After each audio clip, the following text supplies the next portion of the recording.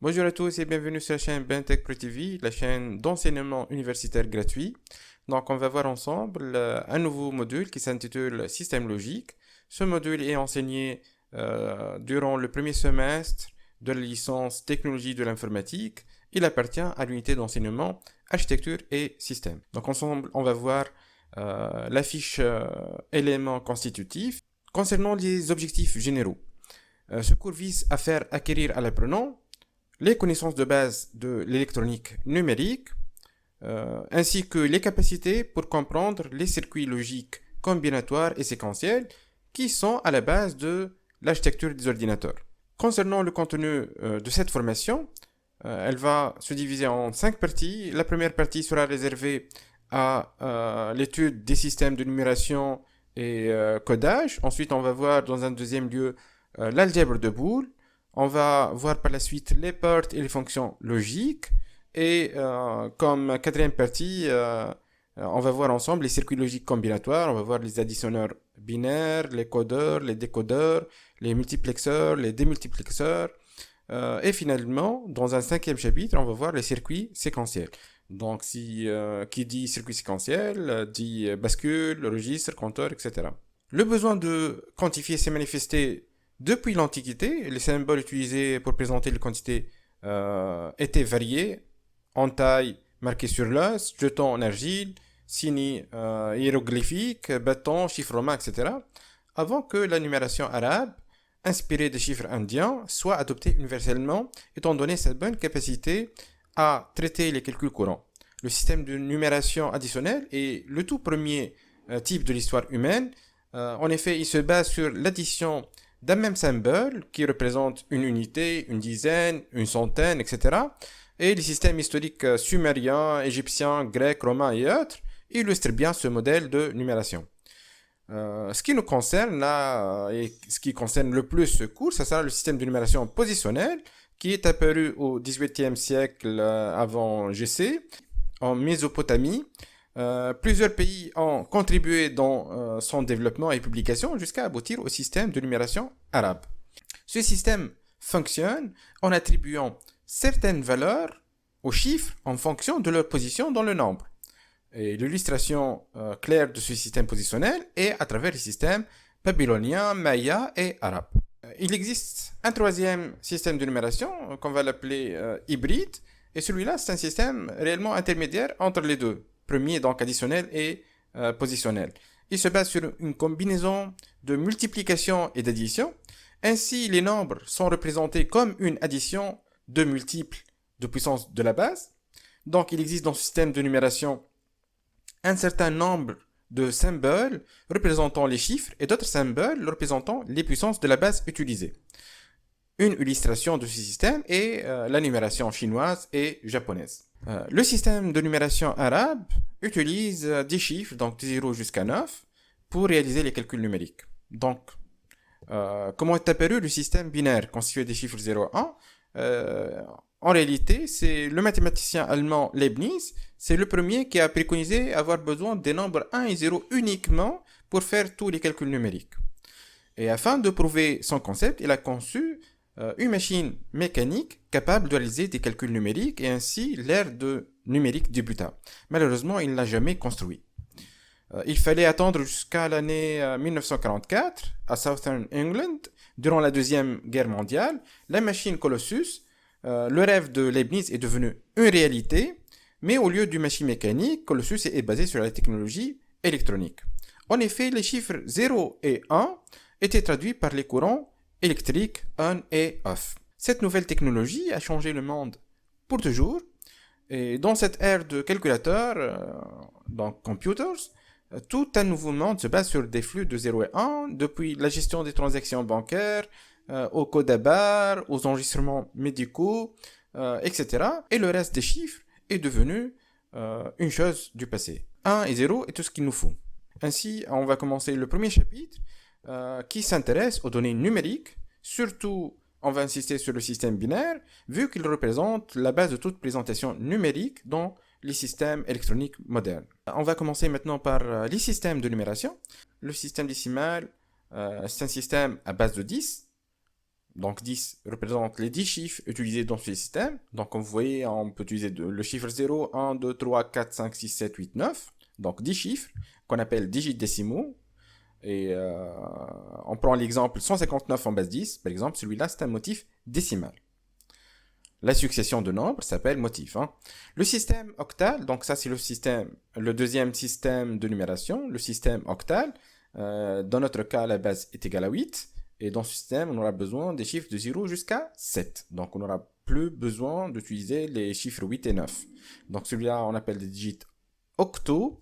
Et voici un exemple, donc 374 en base 8. Celui-là, on appelle un motif octal. Le troisième système qu'on va découvrir dans ce cours, c'est le système hexadécimal. Et sa base elle est égale à 16.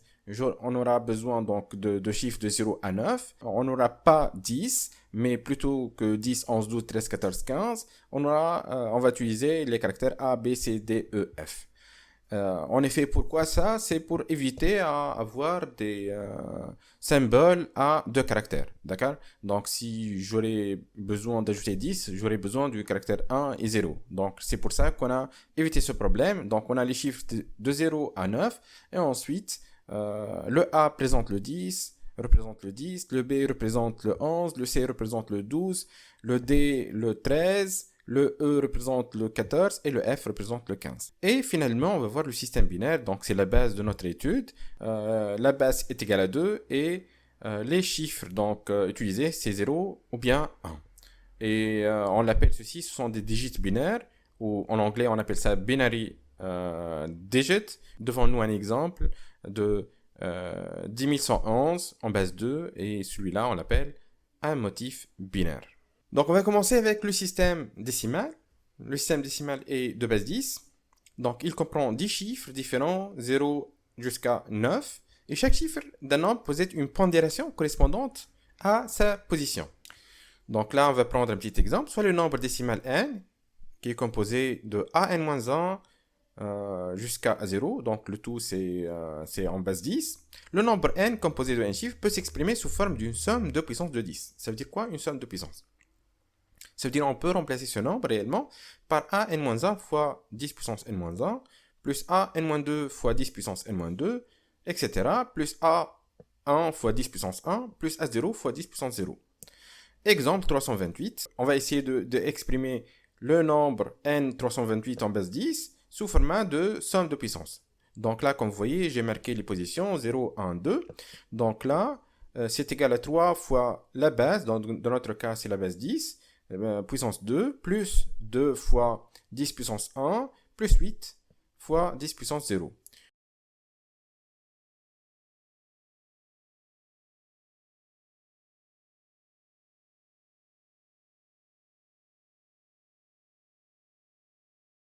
Donc, ceci est égal 3 fois 10 puissance 2, donc c'est fois 100, plus 2 fois 10, et 10 puissance 0, c'est 1, donc ça devient 8 fois 1. Et maintenant, donc, j'aurai 300 plus 20 plus 8. Ça nous donne 328.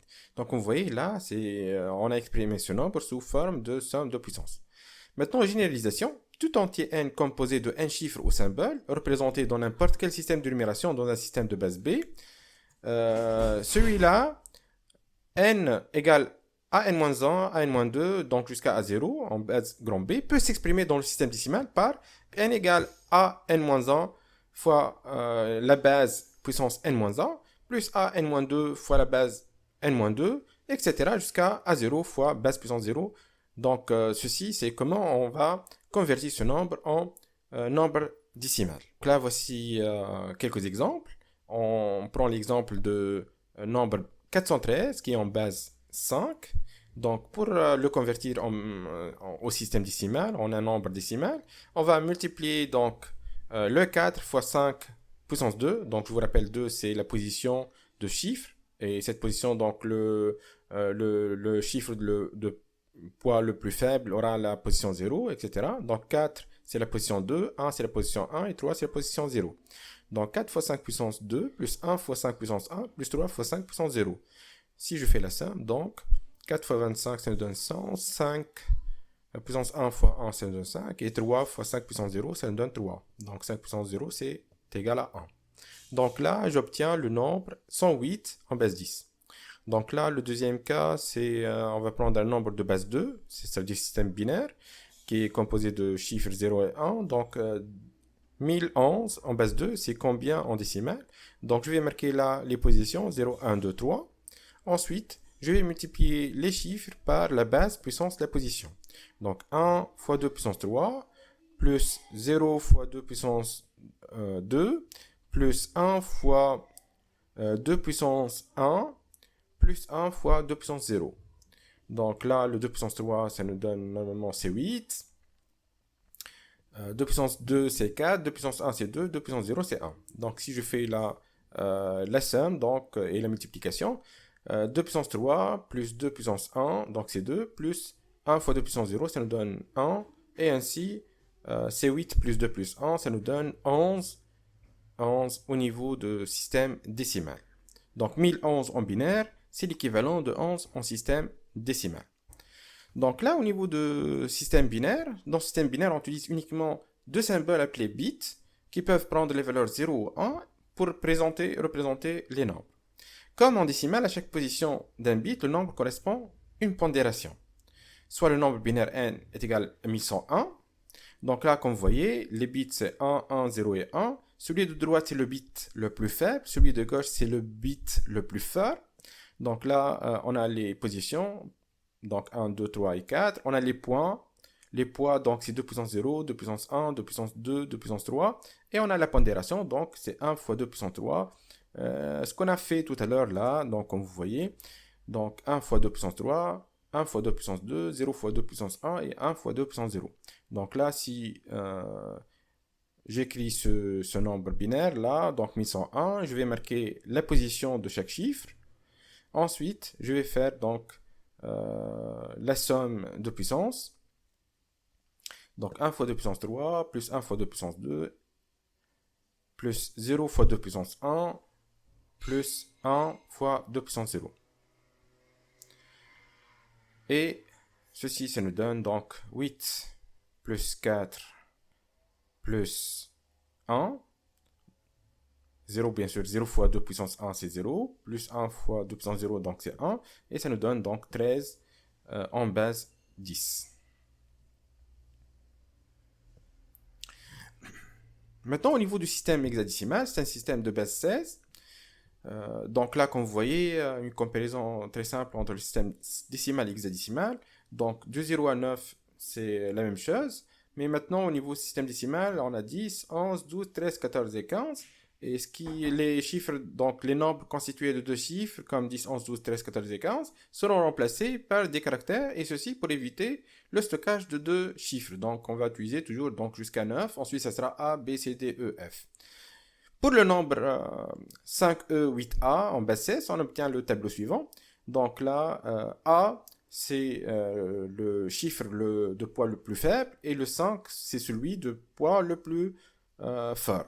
Donc là, comme vous voyez les rangs, là, 1, 2, 3 et 4, on a les poids, donc 16 puissance 3, 16 puissance 2, etc. Et là, pour la pondération, ça sera 5 fois 16 puissance 3, plus 14 fois 16 puissance 2, plus 8 fois 16, plus 10 fois 16 puissance 0.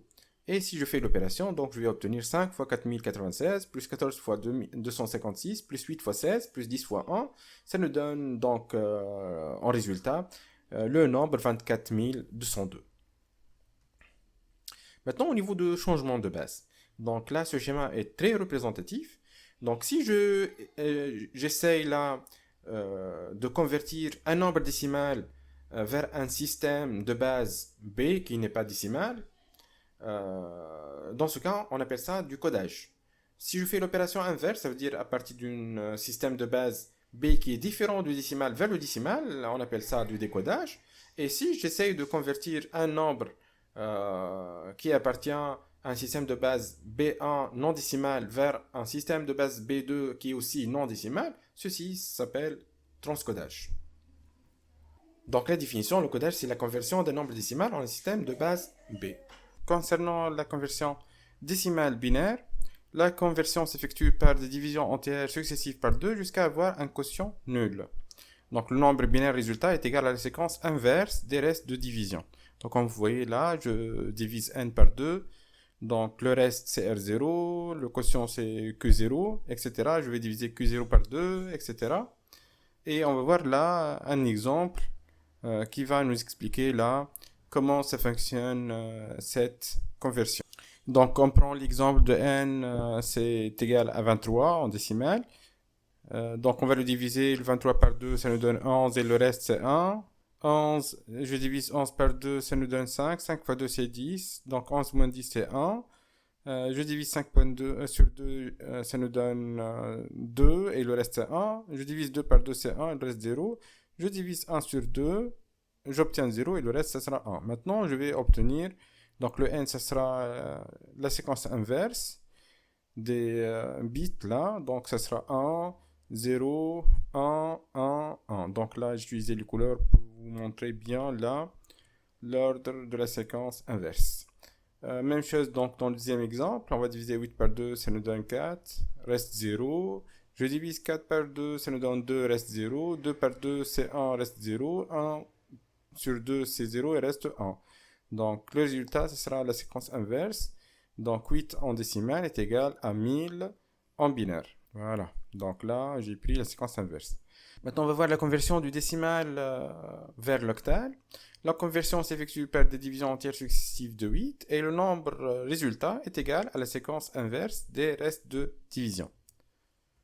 Voici un exemple.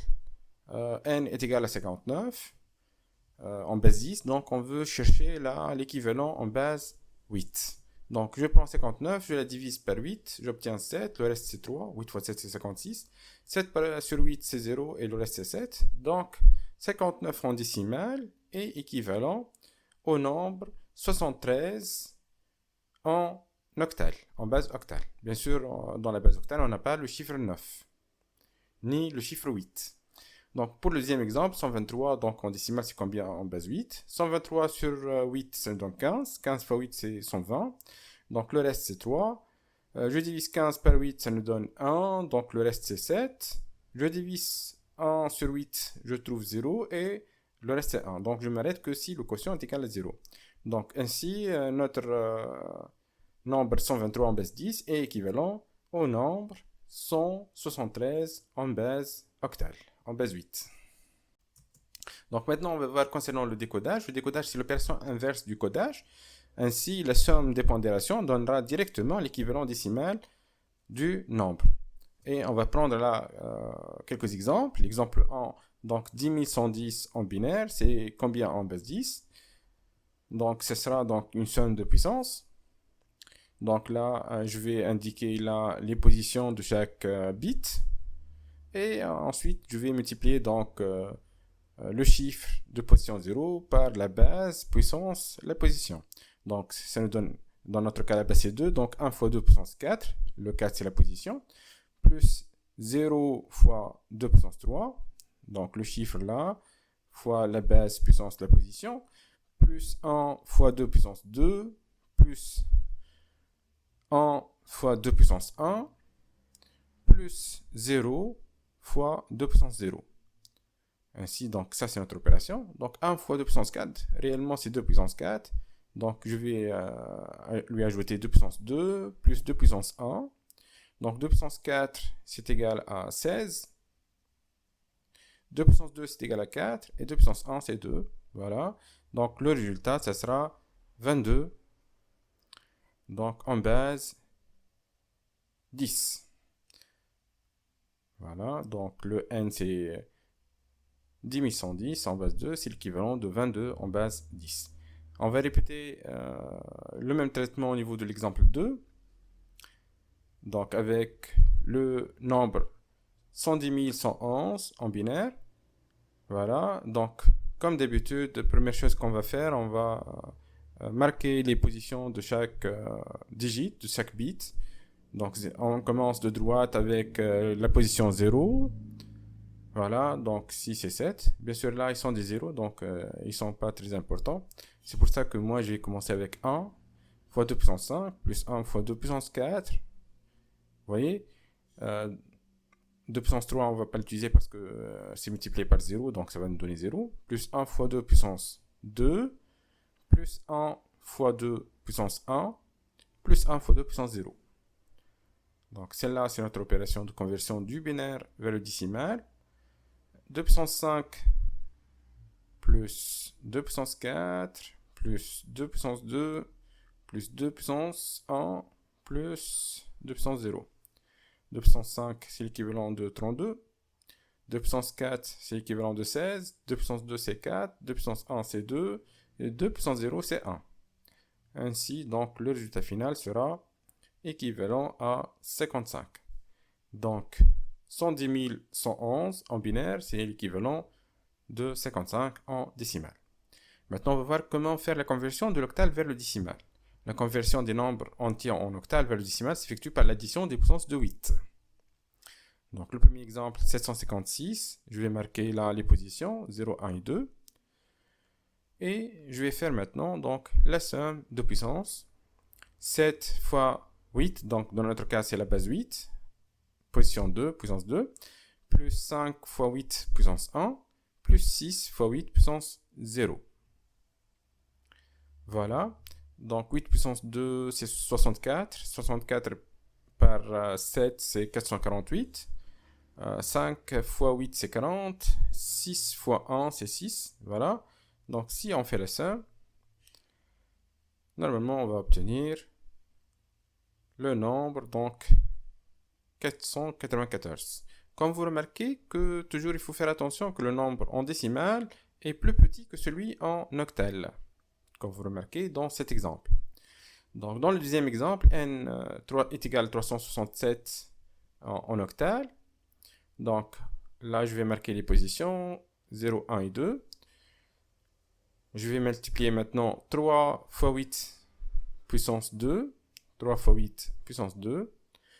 Plus 6 fois 8 puissance 1. Plus 7 fois 8 puissance 0. Très bien. Donc 8 au carré, c'est 64 par 3. Ça nous donne 192. 6 fois 8, c'est 48.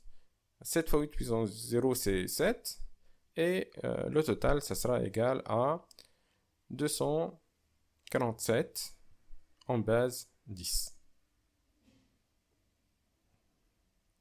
Concernant le transcodage, donc c'est le passage entre deux systèmes autres que le décimal. Donc là, si j'essaye de faire la conversion de l'octal vers le binaire, donc je vais convertir chaque nombre là, au niveau de l'octal, par l'équivalent binaire constitué de 3 bits. Donc le 4 c'est 100, le 7 c'est 111 et le 3 c'est 011. Donc bien sûr, je suis en train de respecter le tableau qui est à gauche. Maintenant 652 en base 8. Donc chaque nombre en octal, ça sera remplacé par 3 chiffres ou bien 3 bits binaires. Donc 6 c'est 110, le 5 selon le tableau c'est 101 et le 2 est selon le tableau 010. Voilà notre donc, nombre binaire. Maintenant on va voir comment du binaire vers l'octal. Donc là on va diviser donc, notre nombre par groupement de 3. Il faut, donc là dans notre cas 101 c'est l'équivalent de 5 et 110 c'est l'équivalent de 6. Donc notre nombre là binaire est égal à 56 base 8. L'exemple 2, donc 1011, comment on va le convertir en base 8? Donc là, comme vous remarquez, on a 4 bits uniquement. Donc il faut terminer 2 autres bits. Là, on va ajouter des zéros donc à gauche. Ça ne va pas changer les valeurs. Donc 001 c'est l'équivalent de 1 et 11 c'est l'équivalent de 3. Ainsi, 1011 est équivalent de 13 en octal. Maintenant, concernant la conversion hexa vers le binaire, donc cette fois-ci, on va faire un groupement de 4 bits. Donc, en respectant le tableau qui est mentionné à gauche. Donc, le 4, c'est l'équivalent de 0100. Le 9, c'est l'équivalent de 1001. Bien sûr, je suis en train de respecter le tableau qui est mentionné à gauche. Et le B, c'est l'équivalent de 1011. Ainsi, donc, notre nombre final, ce sera donc 49b en base 16, ce sera la concaténation des valeurs des nombres hexa. D'accord? Donc, ce sera 0100, 1001, 1011 Voilà. Et le total, ça va nous donner la valeur en binaire. Pour le deuxième exemple, donc A52, en base 16. Kiff, là, on va chercher le A, c'est l'équivalent de 1010. Mais si je vous rappelle, le 1, c'est l'équivalent de 10. Mais pour éviter d'utiliser deux caractères, on a utilisé les symboles, donc A, B, C, D, E, F. Le 5, c'est 001 et le 2, c'est 0010. Donc, on va concaténer tout ça. Et ainsi, A52 en base 16, c'est l'équivalent de 1010, 0101, 0010 en binaire. Voilà. Bien sûr, il faut respecter l'ordre là des éléments ou bien des chiffres en hexa. Binaire. Donc, l'exemple là, 1 pour la conversion binaire en hexa, c'est un remplacement de chaque groupe de 4 bits par son équivalent en chiffre hexa. Donc 1001, c'est le 9 et 110, c'est le 6. Ainsi, donc, 1001, 0110, c'est l'équivalent de 96 en hexa. Donc, dans le deuxième exemple, là, faites attention parce que notre nombre binaire est constitué de 10 bits. Et nous, on a parlé de groupement de 4 bits. Donc, il faut commencer par la partie droite. Et pour la partie gauche, si on a des bits qui sont manquants, on va les compléter par des zéros. Donc 0011, c'est l'équivalent de 3. 1101, c'est l'équivalent de D. Et 0101, c'est l'équivalent de 5. Ainsi, notre nombre final, c'est 3D5. Bien sûr, il faut faire attention. Le D réellement, c'est le 13 hein, en décimale. Mais lorsqu'on va le mettre là au niveau de hexa, il faut le remplacer par le chiffre hexa et non pas par le nombre équivalent en décimale. Voilà donc l'équivalent de 11 101 001, c'est